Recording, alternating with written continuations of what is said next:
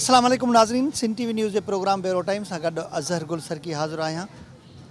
असां अॼोको bureau time जीअं त ब्यूरो टाइम जो हिकिड़ो बुनियादी मक़सदु हुजे थो माण्हुनि जे बुनियादी मसइलनि खे आला अख़्तियारनि ताणी पहुचाइणु, उन्हनि खे आगाही ॾियणु, उन्हनि जे मसइलनि खे उजागर करणु ऐं उन्हनि जी पीड़ाउनि बाबति आगाही ॾियणु। असां हिन वक़्तु साॻे ई सिलसिले में मौजूदु आहियूं बलोचिस्तान जे ज़िले सोबतपुर में।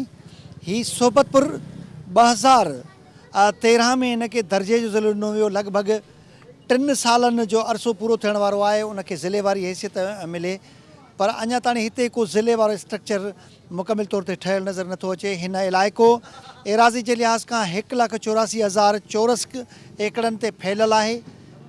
2,08,000 हितां जी पॉपुलेशन आहे ॿुधाई थी वञे। ऐं हिन इलाइक़े में कंहिं बि तरह सां को अहिड़ो रस्तो असांखे ईंदे नज़र न आयो।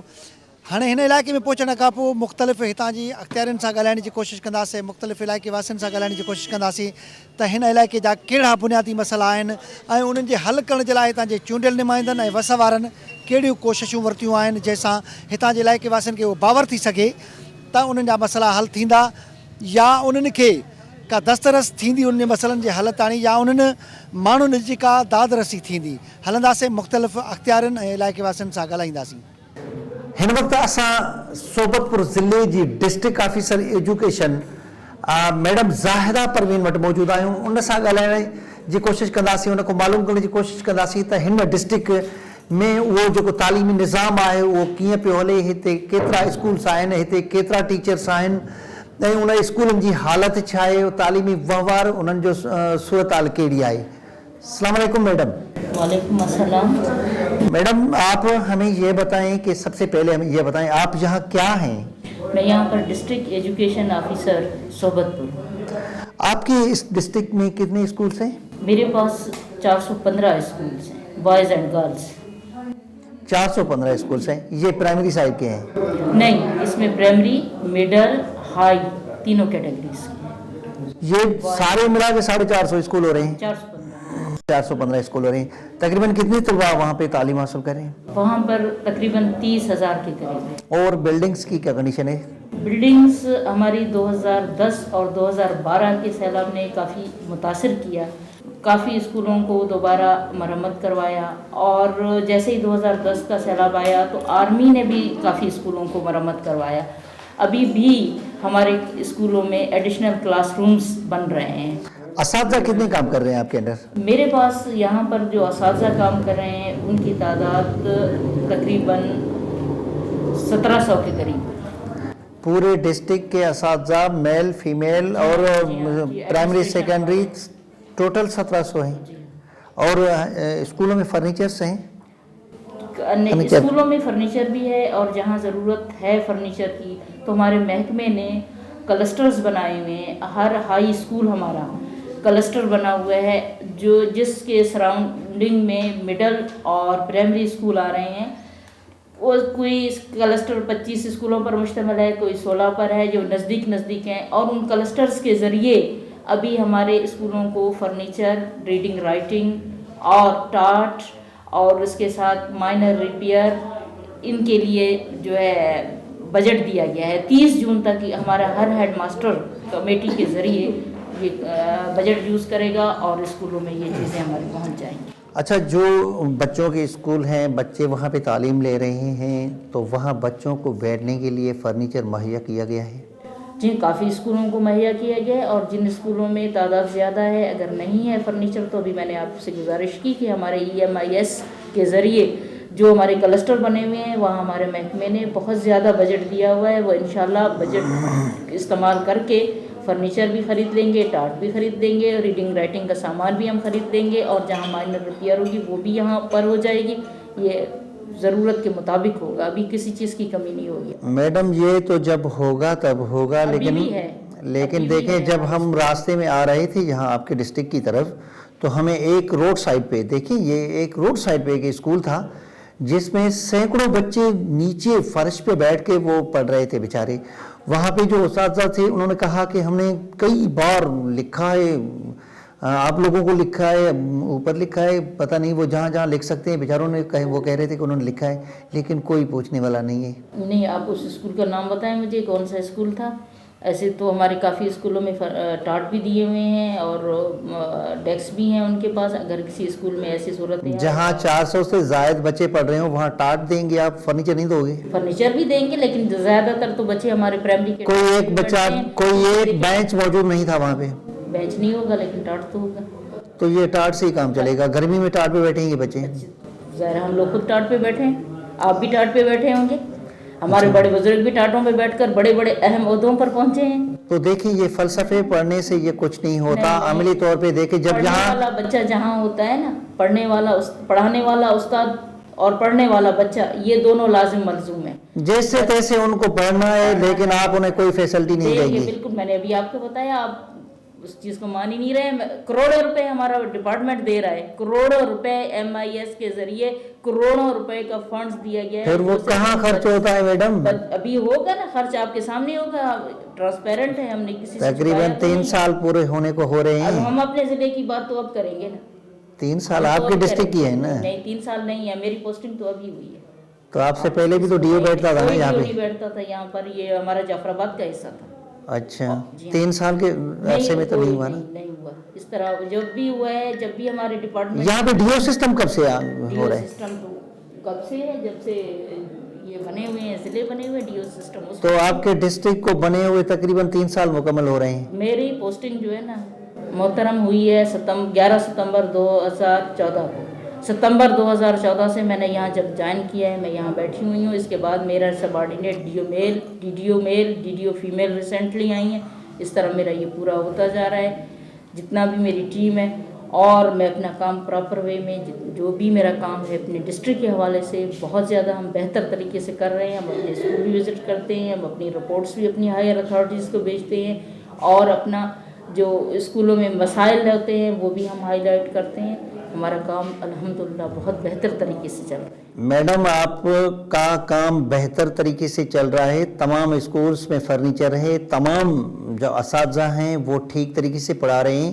अगर आपको जहमत ना हो तो आपके रोड साइड पे एक स्कूल आता है भंड में, वहाँ आप साइड में जाकर देख लीजिएगा बच्चे किस हालत में पढ़ रहे हैं। मैंने खुद उस भंड स्कूल की आप बात करें, अभी आपने नाम लिया, मैंने उस स्कूल में खुद मैंने जाकर विज़िट किया है, और उसको चटाइयाँ जो है ना वो भी मैंने लेकर दी हुई हैं, टाट की प्लास्टिक की चटाइयाँ। तमाम बच्चे उस पर बैठ के पढ़ेंगे? बैठ के पढ़ेंगे ना बच्चे तो। आप फर्नीचर नहीं दोगे, टाट देंगे? अभी आप बहस करते हैं तो मैं कुछ नहीं कह सकती। तव्हां जेकॾहिं बहस कंदव असां सां त असां कतई कुझु न ॻाल्हाईंदासीं। असांजी मर्ज़ी आहे, किथे टाट ॾियूं, किथे फर्नीचर ॾियूं। जेको पसंदि जो स्कूल हूंदो त उते फर्नीचर ॾिनो वेंदो। जेकॾहिं जिते को मर्ज़ी न हूंदी त उते असां भल कहिड़ो बि असांजी मर्ज़ी हूंदी उते टाट फराहम कंदासीं। ऐं ज़रूरत असांखे जॾहिं महसूसु थींदी, जॾहिं असांजी मर्ज़ी थींदी त उन स्कूल खे फर्नीचर ॾिनो वेंदो। हलंदासीं कंहिं ॿिए हिन ज़िले जी अख़्तियारी ॾांहुं, हिन शहर वासियुनि ॾांहुं, हिन इलाइक़े वासियुनि ॾांहुं। नाज़रीन, असां हिन वक़्तु उन इलाइक़े में मौजूदु आहियूं जितां जे सूफ़ी बुज़ुर्ग पंहिंजे ॿोलनि में इहो ॿोलियो हो त अक थिया थी अनार सजण तुंहिंजे सांगे। ख़बर नाहे त उन खां पोइ हितां जे हुकुमराननि उन अनारनि खे बि ट्रू बणाए छॾियो आहे, या उहे अनार अञा अनार आहिनि। हिन इलाइक़े में ही सोबतपुर, जेके ताज़ो त न चइजे, लॻभॻि को 3 सालनि जो अरसो उनखे थियण वारो आहे, उनखे ज़िले जी हैसियत उहा ॾिनी वई आहे। अॻूणो जेको निगरान वज़ीर आज़म हो, हिन इलाइक़े मां 2 वज़ीर आज़म थी चुका आहिनि, मीर ज़फ़रुल्ला ख़ान जमाली ऐं मीर हज़ार ख़ान खोसो। ॿिन्हिनि जे नाले में अॻ में मीर, अल्लाह रहम करे। ख़बर नाहे त उहे मीर हिन इलाइक़े खे किथे पहुचाईंदा, तरक़ी जी राह ते वठी वेंदा, या वरी 20 वे खां पोइ हिते हलियो वेंदो हीउ इलाइक़ो। हितां जा रहवासी कहिड़े मसइलनि जो शिकार आहिनि, हिते जेके वस वारा आहिनि उहे केतिरो उन इलाइक़े वासियुनि जी सार लहनि पिया। मुख़्तलिफ़ उन इलाइक़े वासियुनि सां बि ॻाल्हियूं असांजूं थी रहियूं आहिनि, ऐं हितां जे वस वारा जेके आहिनि उन सां बि ॻाल्हायूं था। हिन वक़्तु असां मौजूदु आहियूं म्यूनिसिपल कमेटी जे चेयरमैन मीर हैदर अली गोलो साहब वटि। उन्हनि सां ॻाल्हाईंदासीं ऐं मालूम करण जी कोशिशि कंदासीं त उन्हनि बलोचिस्तान में ताज़ो ई हिकिड़ो बलदियाती सिस्टम बहाल थी चुको आहे, उते चेयरमैन्स अची विया आहिनि, अञा हेठी सतह ताणी उहो स्ट्रक्चर न ठहियो आहे। पर जेके चेयरमैन साहिबान पंहिंजी सीटनि ते वेठा आहिनि उहे हितां जे इलाइक़े वासियुनि जे लाइ कहिड़ा पंहिंजा फ़र्ज़ सरअंजाम ॾेई रहिया आहिनि। ॻाल्हाईंदासीं सोबतपुर ज़िले हेडक्वार्टर जो जेको शहर आहे उन शहर जे तालका चेयरमैन म्यूनसिपल कमेटी जे चेयरमैन हैदर अली गोलो साहब सां। अस्सलाम वालेकुम साईं। वालेकुम सलाम। गोलो साहब, तव्हां सभ खां पहिरियां तारीफ़ करायो त तव्हां हिते छा आहियो? मां chairman municipal committee Sabatpur Haider Ali Golo Sain. तव्हां हिते म्यूनसिपल कमेटी जा चेयरमैन आहियो, ही तव्हांजो शहर केतिरी पॉपुलेशन जो आहे? साईं असांजे बल्कि शहर तालको तव्हांजो केतिरी तालको पॉपुलेशन जो आहे? 4 को 5 लाख तक थींदो साईं, 3-4 लाख थींदो, तक़रीबन 3 लाख तक आबादी थींदी साईं। अफ़सोस जहिड़ी ॻाल्हि आहे, तव्हांजा हिते रेवेन्यू जा अमलदार चवनि था त हितां जी टोटल इंसानी आबादी सॼे ज़िले जी 2,08,000 आहे, तव्हां त तालके खे ई 3 लाख करे छॾियो। त सरे ऑल ओवर जी ॻाल्हि करां थो पियो, डिस्ट्रिक्ट जी साईं मां करां थो पियो। तव्हांजो रेवेन्यू वारा डिस्ट्रिक्ट जी ॻाल्हि करनि था, डिस्ट्रिक्ट में तक़रीबन 3 लाख तक आबादी आहे। चेयरमैन आहियो न जी हा, तालके जा तव्हांजी तालके जी पॉपुलेशन तालके तक़रीबन इहो थींदी 50,000 तक थींदी साईं। 50,000? जी हा, 50,000 तक थींदी। हिन तालके जा कहिड़ा मसइला आहिनि हिते, छा आहे? असांजे मसइलो वॾो इहो आहे त असांजे शहर में वॾो जेको मसइलो आहे, हिकु त PCC रोड जो मसइलो आहे। असांजे शहर में त रोड बिल्कुलु आहे ई न, वॾो मसइलो असांजो इहो आहे। ॿियो असांजे शहर में जेको वॾो मसइलो आहे, सैलाब खां बाद जेका असांजा शुरू वारा कम थियल आहे उहे बि सैलाब खां बाद सफ़ा ख़तमु थी विया। और उन खां बाद असांजे जेको वॾो मसइलो इहो बि आहे त असांजे हिते ड्रेनेज जो वॾो मसइलो आहे असांजे शहर में, जेको जंहिंजे करे असां आवाम खे ॾाढी तकलीफ़ आहे। और असां कोशिशि बि ॾाढी करूं था। सभ खां पहिले त असांजे जेको शहर जो मसइलो आहे रोडनि जो, उहो रोड जो मसइलो हल थी वञे, और उन सां गॾु असांजो ड्रेनेज जो मसइलो आहे उहो बि हल थी वञे।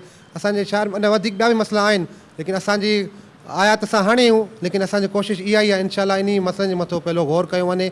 उहो असांजो हेल्थ जो बि मसइलो आहे, एजुकेशन जो बि मसइलो आहे। मसइला त वॾा आहिनि, लेकिन आहिस्ते आहिस्ते असां हाणे वेठा आहियूं। इंशाअल्लाह असां गवर्नमेंट ॾे तकियूं पिया आहियूं, गवर्नमेंट असांजी हेल्प कंदी, असां सां कोऑपरेट कंदी। इन सां इंशाअल्लाह असां पंहिंजे जेके शहर जा मसइला मसाइल आहिनि आहिस्ते आहिस्ते हल कंदासीं। तव्हां चेयरमैन इलेक्ट थिया आहियो, घणो वक़्तु थींदो? तक़रीबन 28 महीनो थियण वारो साईं। तव्हां 1 महीनो तव्हांखे चेयरमैन जी सीट ते वेठे थियो आहे, तव्हां शहर वासियुनि सां घणियूं खुलियल कचहरियूं कयूं आहिनि? 2-3 चकर साईं खुलियूं कचहरी कयूं आहिनि, शहर वारनि सां बि कयो आहे, इलाइक़े वाइज़ बि कयो आहे। असांजा जेका मसइला मसाइला आहिनि उन्हनि जा असांजो हर वीकली उन सां असांजो हाल वाल रहे थो पियो। इन महीने में बि शहर वासियुनि जो चवणु आहे तव्हां कॾहिं कंहिं घिटी में घुमंदे ई नज़र न आयो, खुलियल कचहरी कॾहिं कयो? बिल्कुलु जेको कचहरी रही आहे शहर वासियुनि जो चवणु आहे बिल्कुलु त हे दरवाज़ो असांजो 24 आवर असांजो म्यूनसिपल कमेटी जो खुलियल आहे। इन खां बाद बि मां हर घिटी में पंहिंजो जेको हद बंदी आहे सफ़ाई जे बारे में उन्हनि जा मसइला ॿाहिरि वोट ॾेई करे चेयरमैन बणायो आहे न? जी हा, तव्हां ते फ़र्ज़ु थिए थो त तव्हां इलाइक़े वासियुनि ताणी वञो। बिल्कुलु न, असांजो फ़र्ज़ु आहे, मां पंहिंजे फ़र्ज़ खे पूरो करां थो पियो। थधी ऑफिस जे थधे कमरे में वेही करे न न न न कुर्सी ते वेही करे इहा अहिड़ी कोई ॻाल्हि आहे बि न। तव्हां बिल्कुलु तव्हां चेक करे सघो था पिया। बिल्कुलु मुंहिंजो पंहिंजो वीकली हिकिड़ो प्रोग्राम ठहियलु आहे, हर मोहल्ले वाइज़, हर वार्ड वाइज़, हर शहरी जे मसइला मसाइल मथां मुंहिंजो गौर आहे। उन्हनि जा मसइला तालके जी डिस्पेंसरी में दवाऊं मिलनि थियूं? सरकारी सरकारी मिलनि थियूं पियूं, बिल्कुलु मिलनि थियूं पियूं। बिल्कुलु हुते त हॉस्पिटल ई बंदि लॻी पई आहे। खुलियल आहे। चेयरमैन साहब, तव्हां पंहिंजे इलाइक़े खां बिल्कुलु अणवाक़ुफ़ नज़र न न बिल्कुलु नथा वणो, ख़बर न आहियो, बेख़बर आहियो। सर तव्हांखे पॉपुलेशन जी ख़बर न आहे, पॉपुलेशन हर शइ जी ख़बर आहे, हालतुनि असांखे हर शइ जी ख़बर आहे। ईअं न आहे सर, असांखे हर शइ जी ख़बर आहे। तव्हां उनजे मथां ॾिसो, हर तव्हां जेके पुछा करो, मां बिल्कुलु उनजे मथां मुंहिंजी सर्वे थियल आहे। बाक़ी इहो आहे असांजे हेल्थ जो जेको पीअण जो पाणी जो मसइलो आहे, असां उहो लिखियो आहे मथे।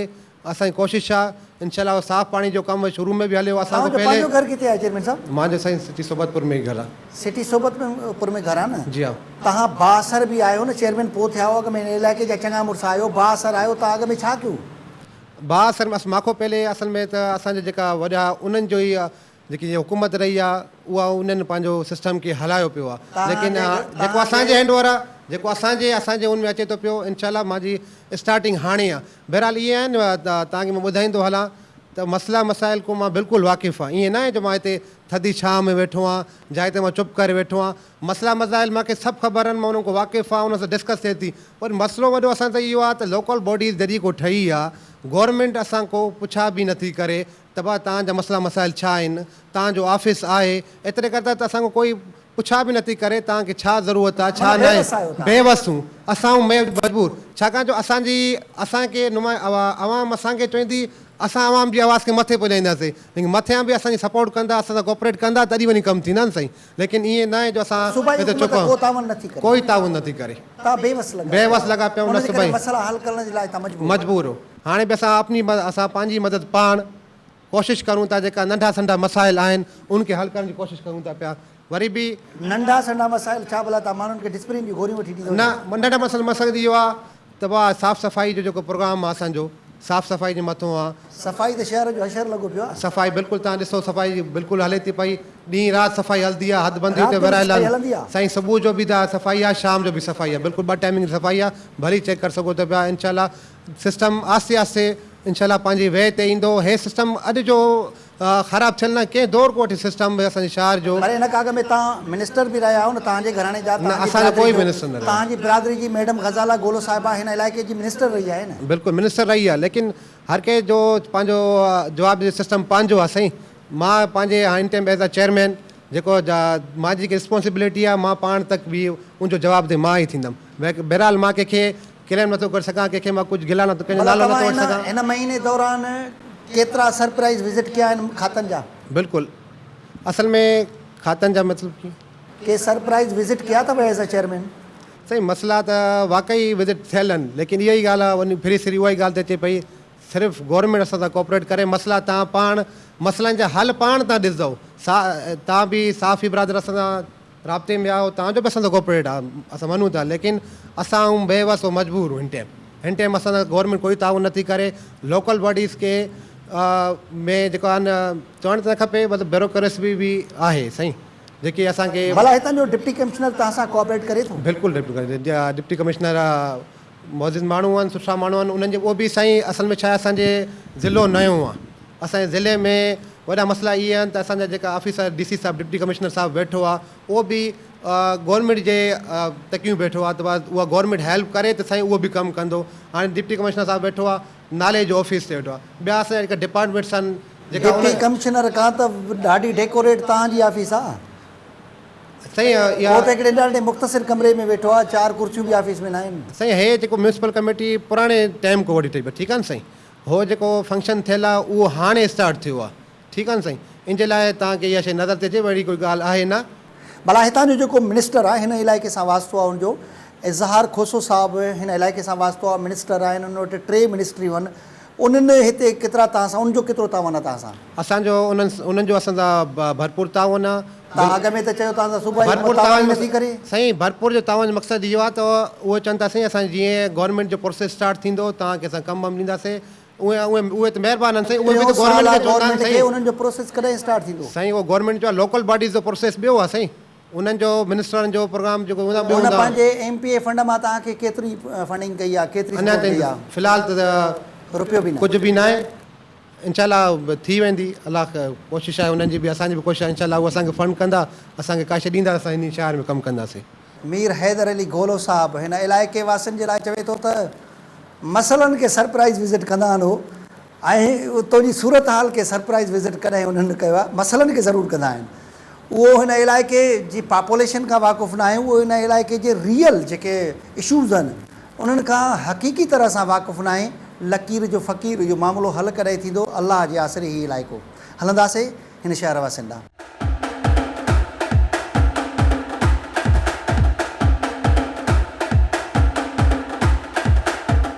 नाज़रीन असां सां हिन वक़्तु ज़िले सोबतपुर जो बल्कि इन सोबतपुर वारे इलाइक़े जो हिकिड़ो ॿियो रहवासी गॾु आहे उन सां ॻाल्हाईंदासीं त हीउ सोबतपुर कहिड़े मसइलनि जो शिकार आहे हिन खे ज़िले जी हैसियत मिलण खे लॻभॻि 3 साल पूरा थियण वारा आहिनि हिन इलाइक़े मां 2 वज़ीर आज़म चूंडिया ऐं हिन इलाइक़े जे माण्हुनि खे अञा ताईं उहे मसइलनि जे शिकार आहिनि उन्हनि मसइलनि जे भर चढ़ियल आहिनि हिन शहर जा कहिड़ा मसइला आहिनि उन सां ॻाल्हाईंदासीं अस्सलाम वालेकुम वालेकुम सलाम तव्हांजो नालो साईं मुंहिंजो नालो मोहम्मद सना मां MC जो काउंसलर आहियां और पाकिस्तान मुस्लिम लीग ज़िला सोबतपुर डिस्ट्रिक्ट प्रेसिडेंट आहियां तव्हां पाकिस्तान मुस्लिम लीग जा ज़िलई सदर आहियो जी हा तव्हांजे पाकिस्तान मुस्लिम लीग सां ई वास्तो रखंदड़ हिन इलाइक़े वासी इज़हार अली खोसो हितां जो मिनिस्टर आहे जंहिंमें 3 मिनिस्ट्रियूं आहिनि 2 मिनिस्ट्रियूं आहिनि अच्छा हिन इलाइक़े जा कहिड़ा मसइला आहिनि इन इलाइक़े जा वॾा मसइला आहिनि सोबतपुर बेसिकली हिकु पसमानदा ज़िलो आहे और हे ज़िलो निगरान हुकूमत में ठठो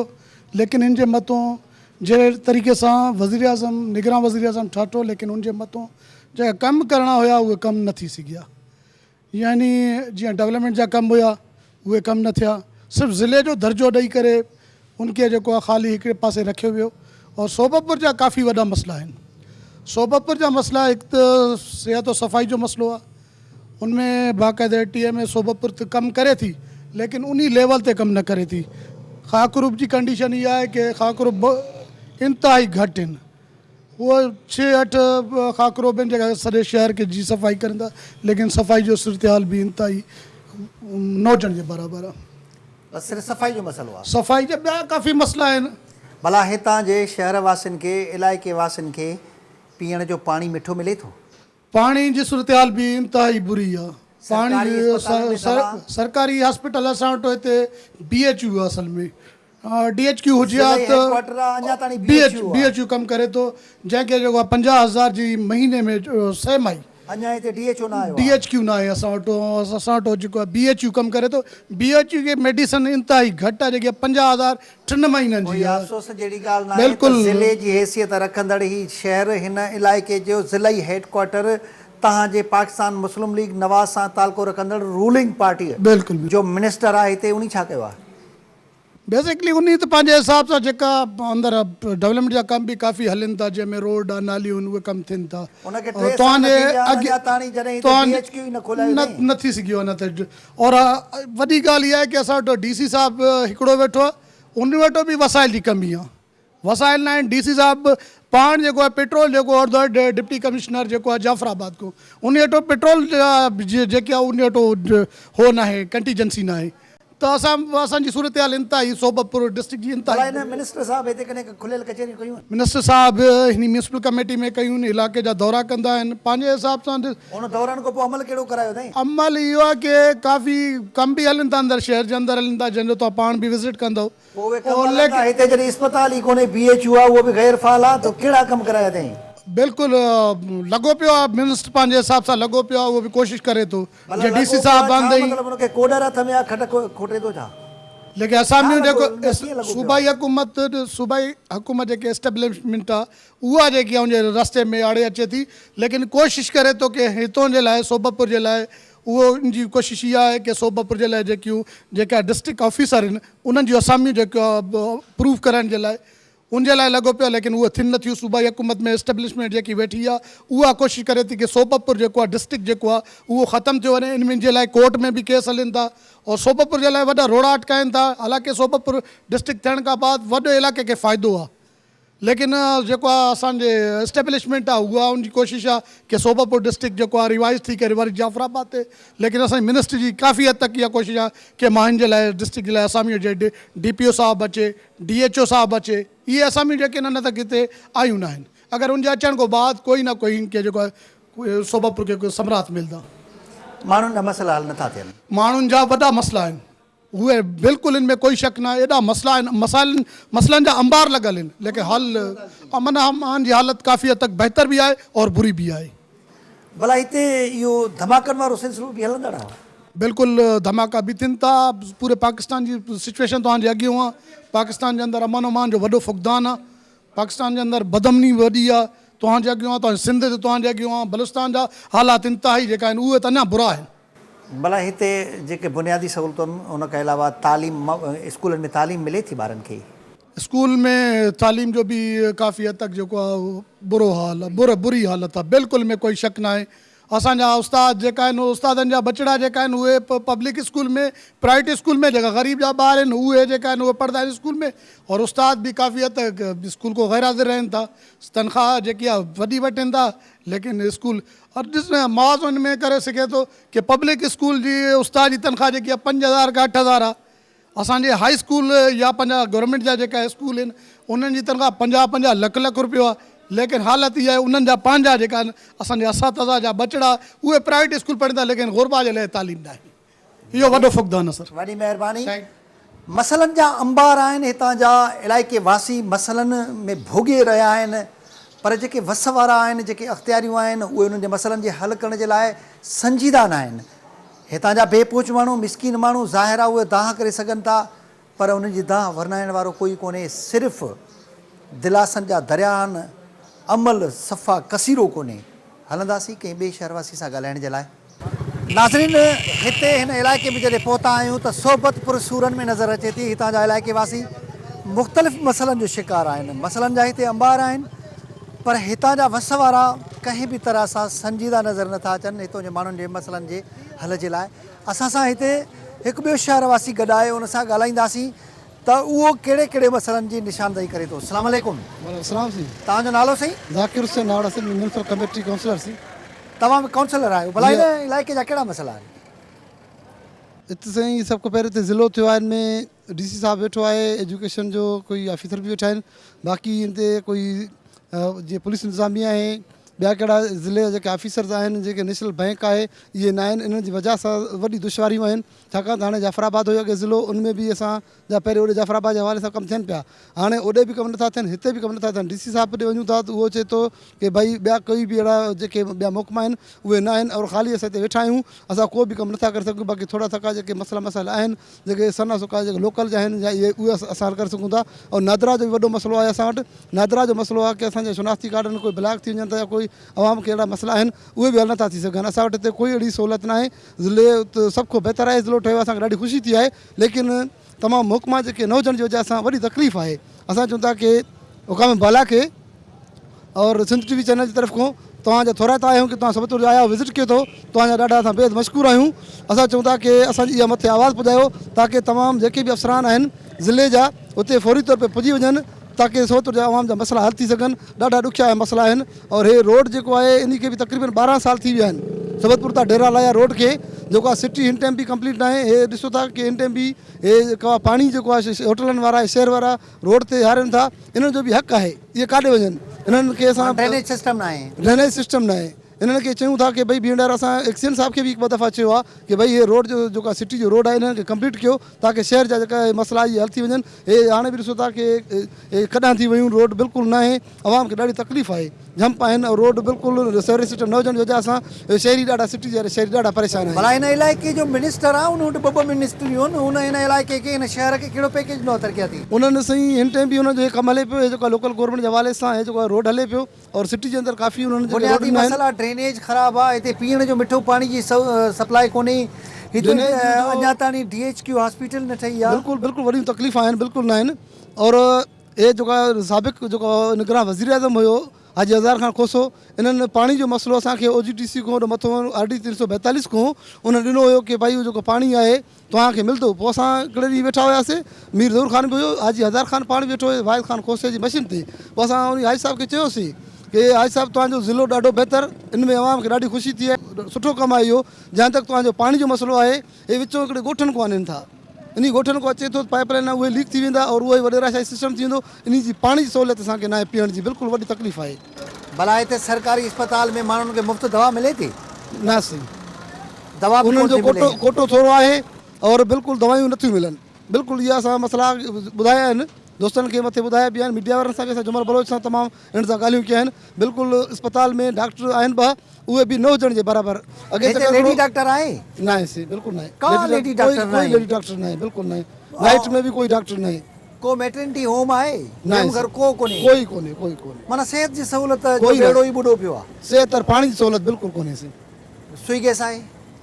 हाँ गैस है, गैस भी न हुजण जे बराबरि आहे, उहो बि गैस सां नथो हले, कंप्रेसर ते अगरि हलायूं था पोइ बि नथो हले सर। बिजली जो वॾो मसइलो आहे, बिजली बि असां पीअण जो पाणी कोने, बिजली कोने, अस्पताल में दवा कोने, बिजली कोने, ड्रेनेज न आहे, रोड रस्ता न आहिनि, रोड रस्ता छा आहे बाक़ी कुझु बि कोने? कुछ भी कोने से, कुछ भी नहीं, बिल्कुल तकलीफ़ आहे। माना भोतारनि जा सिर्फ़ु दिलासनि जा दरिया, अमल कुझु बि कोने, अमल कोने से, माण्हू मुसीबत में, माण्हू मुसीबत में, बिल्कुलु सही। तव्हां किथां जा रहंदड़ आहियो? हितां जा सोबतपुर। सोबतपुर जाओ? हाँ। भला हिते सोबतपुर में पीअण जो मिठो पाणी आहे सरकारी? न अस्पताल में दवा? न भला के रोड रस्ता पक्का ठाया तो CC ब्लॉक? न काई कच्चा आहिनि, सबूरा कच्चा आहिनि। भला हिन पासे ॾो को गैस का बिजली? बिजली आहे? बिजली हिते बिजली कॾहिं आहे कॾहिं न आहे, कुझु कोन्हे, न हाल पूरो आहे। कॾहिं ॾींदा कॾहिं न ॾींदा बसि। भला हिते जेको MP चूंडियो उहो वज़ीर बि थियो आहे, उन हिते कॾहिं वज़ीर साहब खुलियल कचहरी कई आहे? न कॾहिं बि न। वोट ॾियण खां पोइ वरी नज़र न आयो अथव? कॾहिं ॾिठो अथव, मिलियो अथव? न ॾिठो आहे कॾहिं बि न। तव्हांजो छा नालो आहे? ताज मोहम्मद। ताज मोहम्मद, तव्हां किथां जा रहंदड़ आहियो? सोबतपुर जैसे। सोबतपुर में पीअण जो मिठो पाणी मिले थो? न एतिरो न आहे साईं, जीअं को ज़रूरत आहे, इंसानी सहूलियत घटि आहिनि सोबतपुर में, घणो करे असांजो को वॾो अहिड़ो को ख़ासि न थिए थो कमु, जेको आहिनि कारोबारी जेका बि आहिनि ज़रिए तरक़ियाती कमु, कुझु बि एतिरो न आहे असां। भला हितां जेके MPA MNA चूंडिया उन्हनि खुलियल कचहरियूं कयूं आहिनि, तव्हांजा ॾुख सूर ॿुधा अथऊं? न न पंहिंजे मेंबरनि सां अची मिली वञनि था, बाक़ी ग़रीब आवाम जो त कोई तव्हां न ॿुधे कॾहिं बि न। न सही न। तव्हां को वोट वठण को भला वोट वठण महिल त भला भाकुर पाईंदा हूंदा, बेशक बेशक सही, उन टाइम वॾा वॾा ॻाल्हियूं हुया, पर हाणे कोई ज़ाहिर ई न आहे हाली। उन महिल तव्हांखे भाउर सॾींदा हुआ। बेशक बेशक सही। असां हिन वक़्तु सोहबतपुर वासी हिकु ॿिए नौजवान सां गॾु आहियूं, सियासी कारकुन, उन सां ॻाल्हाईंदासीं त सोहबतपुर सूरन में छो आहे। तव्हांजो नालो अदा? नदीम अहमद। नदीम अहमद, तव्हां सियासी वर्कर आहियो, सियासी पार्टी सां तव्हां ॿुधायो था तव्हांजो वास्तो आहे। जी जी। सोहबतपुर में कहिड़ा मसइला आहिनि? सर ॾिसो, तव्हांजे अॻियां विया हूंदा, घणो करे तव्हां घुमी आया हूंदा सोहबतपुर शहर। इनमें रोड नाली वग़ैरह आहिनि, जेको 4-3 सालनि खां वठी जेको आहे ज़िले जो रुतबो मिलियो आहे, लेकिन उन खां पोइ बि इनमें कुझु अहिड़ा कम न आहिनि। न नादरा जे लाइ बि जेको असांखे झटपट वञणु पए थो, उते लाइननि में बीहणो पए थो, कोई बि मतिलबु ग़रीब जे लाइ कोई रिलीफ न आहे पोइ बि। हिते नादरा जो सेंटर बि न आहे? जी न सर। भला हितां जे शहर वासियुनि खे पीअण जे लाइ कुझु साफ़ मिठो पाणी सप्लाई थिए थो? उहो बि सर ईअं सम्झो हितां 3 किलोमीटर परे को आणणो पए थो असांखे। शहर घरनि में सप्लाई जो को सिस्टम कोन्हे? आहे, लेकिन उहो साफ़ पीअण जे लाइ क़ाबिल न आहे। पीअण जे क़ाबिल न आहे? जी जी हा। भला हिते ड्रेनेज जो सिस्टम बहाल आहे? गंदे पाणी जे निकाल जे लाइ कुझु सरकारी तौर ते इंतज़ाम उहो कया बि विया सर इंतज़ाम कया विया, लेकिन न करण जी मिसाल। भला हितां जा जेके चूंडियल नुमाइंदा आहिनि जी, उहे इलेक्ट थियण खां पोइ MPA हुजे या MNA हुजे, उते हिते उनजे चूंडियल माण्हू चूंडजण खां पोइ हितां जे आम माण्हुनि सां उन्हनि खां खुलियल कचहरियूं कयूं आहिनि, उनजा मसइला ॿुधा? जी न सर, कॾहिं बि न। MPA सिर्फ़ु इलेक्शन जे टाइम ईंदा आहिनि, कूड़ा वाइदा, कूड़ा दिलासा। MNA साहब कॾहिं आयो आहे हिते? जी न, कॾहिं बि न आया। भला हितां जो जेको चूंडियल MPA आहे उनखे त 2 वज़ारतूं बि आहिनि न? जी जी हा। उहो कोई हितां इलाइक़े जे माण्हुनि जी वाहर कोन? कोई बि कमु न आहे सर, बिल्कुलु। खुलियल कचहरी बि कोन थो करे? न न।